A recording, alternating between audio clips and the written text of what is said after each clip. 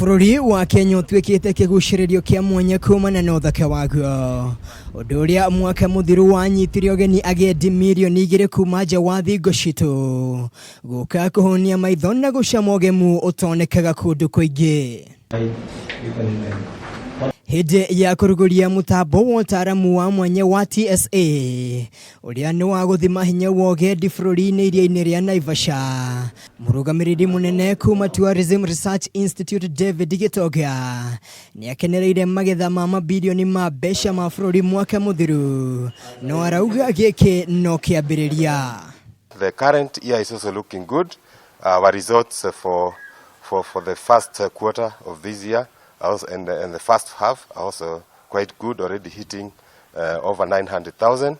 Gitoga arauga utaramu uyu ni uguteithiriria aigithia na nyititemi kwarira mitaratara ya kunyorotha maundu ruhonge-ini rwa ugendi. The tourism satellite account is based on a framework developed by the United Nations World Tourism Organization as a tool and a framework to help destinations like Kenya determine the true value of tourism to the economy. Muneini wake Dagitari Geoffrey Manyara kuma ruhonge-ini rwa ukuria kiama-ini kia urumwe wa mabũrũri UN arauga Kenya ni umwe wa mabũrũri mana ma Afrika kwamũkĩra TSA undu uria kwandĩka karũgano keru ka ũgendi bũrũri-ini.